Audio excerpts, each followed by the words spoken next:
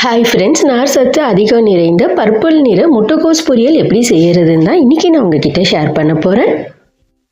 Welcome to Rahana's kitchen. வீடியோக்கு போகிறதுக்கு முன்னாடி நம்ம சேனலை சப்ஸ்கிரைப் பண்ணாதவங்க சப்ஸ்கிரைப் பண்ணிக்கிங்க. நோட்டிஃபிகேஷனுக்காக பக்கத்தில் இருக்கிற பெல் ஐக்கானையும் கிளிக் பண்ணி விட்டுக்குங்க. ஆரோக்கியமான முட்டைக்கோஸ் பொரியலை செய்ய ஆரம்பிச்சிடலாங்க.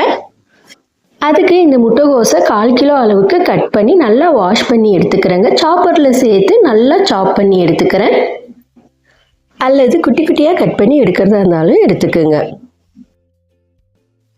இந்த பொரியலுக்கு தேங்காய் எண்ணெய் தாங்க பயன்படுத்த போகிறேன். கடாயில் 1 டேபிள் ஸ்பூன் அளவுக்கு தேங்காய் எண்ணெய் விட்டுக்குங்க.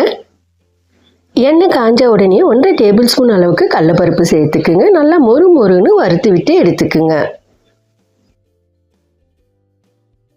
வறுப்பட்ட கடலைப்பருப்பை ஒரு கிண்ணத்துக்கு மாற்றி விட்டுட்டு அதே கடாயில் 1/2 டீஸ்பூன் அளவுக்கு கடுகு உளுத்தம் பருப்பு, கூடவே 2 வரமிளகாய், கொஞ்சம் கருவேப்பிலையும் சேர்த்து தாளித்து விட்டுக்குங்க. எல்லாம் நல்லா பொரிஞ்ச உடனே நல்ல ஒரு பெரிய சைஸ் வெங்காயத்தை குட்டி குட்டியாக கட் பண்ணி சேர்த்துக்குங்க. வதக்கி விட்டுக்குங்க. இடையில கொஞ்சம் தேவையான அளவுக்கு உப்பையும் சேர்த்து வதக்கி விட்டுக்குங்க. வெங்காயம் நல்லா சாஃப்ட் ஆகுற வரைக்கும் வதக்கி விட்டுக்குங்க. அடுத்து நல்லா சாப் பண்ணி எடுத்துருக்கிற முட்டைக்கோஸை சேர்த்து நல்லா கலந்து கொடுத்துக்குங்க. 1 நிமிஷத்துக்கு முட்டைக்கோஸ் நல்லா வதங்கி வரட்டும். கவர் பண்ணி விட்டுட்டு அடுப்பை மீடியம் ஃப்ளேமுக்கு மாற்றி விட்டு ஒரு 5 நிமிஷத்துக்கு குக் பண்ணி விட்டுக்குங்க. இடையிடையே கிளறி விட்டுக்குங்க. முட்டைக்கோஸை நம்ம நல்லா சாப் பண்ணி சேர்த்ததுனால அந்த ஆவிலேயே அது நல்லா வெந்து வந்துடுங்க. சப்போஸ் நீங்கள் கொஞ்சம் பெருசு பெருசாக கட் பண்ணி எடுத்துக்கிட்டிங்கன்னா இந்த ஸ்டேஜில் நீங்கள் லைட்டாக தண்ணியை தெளித்து விட்டு வேக விட்டுக்குங்க.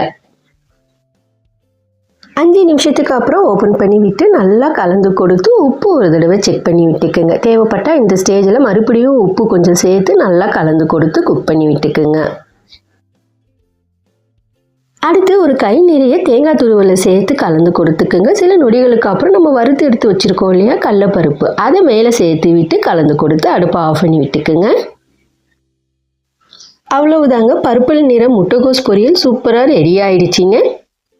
நீங்களும் ஒரு தடவை ட்ரை பண்ணி பாருங்கள்.